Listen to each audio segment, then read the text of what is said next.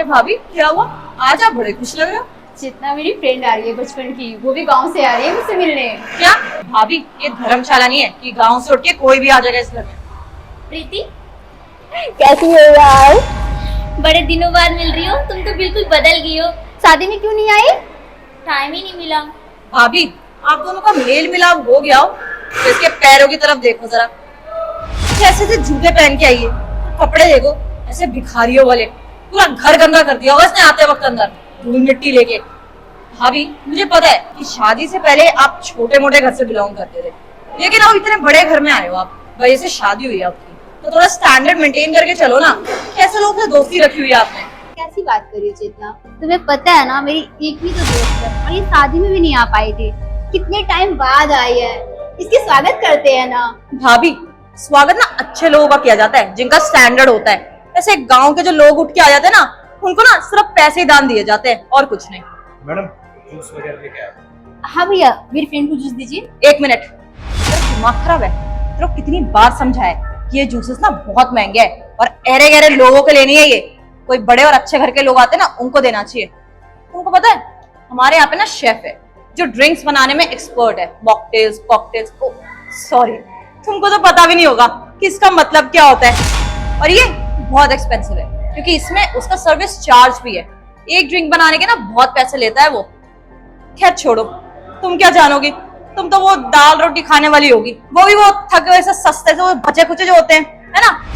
और तेरे को बहुत बार समझाया है, पहले गेस्ट देखा कर कौन है, उसी हिसाब से चीज लेके आया कर। मैडम मैं चाय लेके आऊँ फिर? कुछ लाने की जरूरत नहीं है, पानी लेके आ जाइयो और वो भी स्टील के गिलास में। ठीक है मैडम, मैं पानी लेके आता हूँ। बड़ी मालकिन आपने बोला था कि खाना बनाने से पहले मुझसे पूछ लेना, तो आज शाम को क्या बनाना है? आज शाम को ना आप शाही पनीर, पूरी, रायता और सलाद, क्योंकि मेरी दोस्त को बहुत ही पसंद है। Okay ma'am. अरे रुक, इधर खड़ा रहे, कुछ बनाने की जरूरत नहीं है, मैं तेरे को बाद में बता दूंगी कि क्या बनाना है। और फैमिली के लिए बनेगा, ऐसे फालतू से फटीचर लोगों के लिए खाना नहीं बनेगा। वैसे भी भाई 5 मिनट धक्के मार के इसको घर से बाहर निकालूंगी। तू जा अपना काम कर। और भाभी क्या बोल रहे हो आप? शाही पनीर, पूरी, इसकी औकात है ये सब खाने की? अरे भाभी ऐसी गलत आदतें मत डालो इसको, नहीं तो ना रोज यहाँ पे खाना खाने आ जाएगी। और फ्री का राशन नहीं आता यहाँ पे, मेरे भैया इतनी मेहनत करते हैं, बिल्कुल एक्सपेंसिव और क्वालिटी वाला यहाँ पे खाना लेके आते हैं और यहाँ पे ग्रोसरी लेके आते हैं। इस पे उड़ा दे। अरे इसको देख के तो लग रहा है एक टाइम की रोटी भी नसीब नहीं होती होगी इसे। आप गलत सोच रहे हैं, मैं खाना खाने नहीं आई हूँ, वो इनके हस्बैंड की फैक्ट्री है ना। अच्छा, तो भाभी आपने बताया होगा कि मेरे भैया की बहुत बड़ी फैक्ट्री है ना, और ये वहां पे मजदूर का काम मांगने आ गई होगी। पर ठीक है, हमें वैसे भी ना वर्कर्स की बहुत जरूरत पड़ती रहती है। और तुम पुरानी दोस्त हो भाभी की, हमें वैसे पता ही है भाभी छोटे घर से ही आई है, तो बड़े घर में एडजस्ट करने में टाइम तो लगेगा इन्हें, पर कोई नहीं, सिखा दूंगी।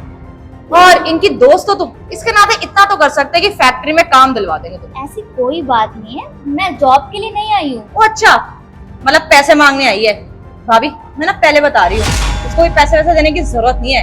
कि जो गांव के पुराने दोस्त होते हैं ना, ये देखते हैं कि आपकी शादी अच्छे घर में होगी है, इतना बड़ा घर है, भारी से इसने देख लिया होगा, तो जितने इसको जरूरत होगी ना उसका डबल ट्रिपल तो अभी तक कर चुकी होगी अंदर आते हुए। तो इसको ना उधार पैसे देने की जरूरत नहीं है, क्योंकि इससे कभी वापस आएंगे नहीं। अगर आपको इसके लिए इतना बुरा लग रहा हो और हेल्प करनी होगी ना, तो ऐसा करना, दान दे देना। चैरिटी तो वैसे भी हम करते रहते हैं। हमारे कपड़े, तुमको पता है, एक बार कपड़ा पहनती हूँ मैं, वापस रिपीट नहीं करती, और वो चैरिटी में दे देती हूँ मैं। तो चैरिटी हम करते हैं तो आपकी दोस्त के लिए भी कर ही देंगे, पर उधार मत देना, क्योंकि अगर उधार देते ना तो दिल में रह जाता है कि पैसा आएगा आएगा, और आपका ही दिल दुखेगा और भैया भी डांटेंगे आपको, वो अलग। मैम एक बार मेरी बात तो सुनिए, वो प्रीति ने इसलिए मुझे बुलाया था कि। हाँ, किसने बुलाया था तुम्हें? तुम्हारी मदद करने के लिए? अरे मैं जानती हूँ भाभी ना बस अच्छे दिल की है और सबकी मदद करना जानती है, पर ये नहीं समझती कि सामने वाला हर बंदा अच्छे दिल का नहीं होता है। तो तुमको इस घर में घुसने दिया है ना, वही बहुत बड़ी बात है।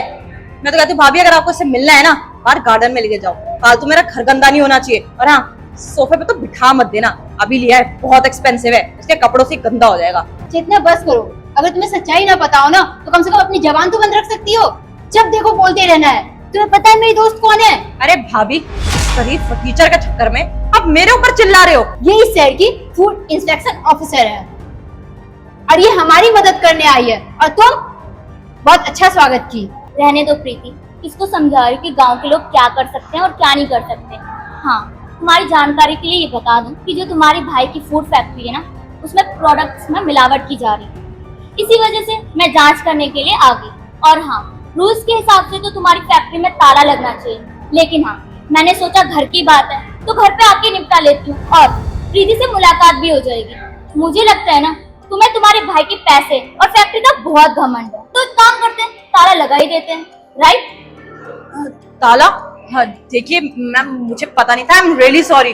वो आपके ड्रेसअप से लगा ही नहीं कि आप फूड इंस्पेक्शन ऑफिसर होंगी। I am really sorry. पर देखिए, मेरे भाई बहुत ईमानदारी से काम करते हैं। कुछ गड़बड़ होगी आप चेक करिए और प्लीज मेरे भाई की फैक्ट्री बंद मत करवाइए। अच्छा, तो आप मेरे कपड़ों से मुझे जज कर रही हैं? मेरे कपड़े हैं, मेरी बॉडी है, मैं जिस तरह से पहनूंगी मेरी मर्जी। मैंने तो आपको जज नहीं करा आपके व्यवहार से भी, लेकिन मुझे लगता है कि मुझे तुम्हें जज करना चाहिए, क्योंकि तुम्हें इतना घमंड है तुम्हारी फैक्ट्री का, तुम्हारे पैसों का और तो और तुम्हारे घर का, इवन नौकरों का भी, राइट? एक काम करते हैं प्रीति, ताला लगवा दें इनकी फैक्ट्री पे। कविता, मैं तुम्हारे काम के बीच में बिल्कुल नहीं आऊंगी, क्योंकि जैसा मेरी ननद तुम्हारे साथ व्यवहार किया ना, तुम आजाद हो। तुम्हें जो डिसीजन लेना है ना, तुम ले सकती हो। अभी आप क्या बोल रहे हो? आपके दोस्त है, उसको बताओ। अगर उसने भाई की फैक्ट्री बंद कर दी ना तो सड़क पे आ जाएंगे। आप भी साथ में सड़क पे आओगे। अब भाई के बारे में तो सोचो।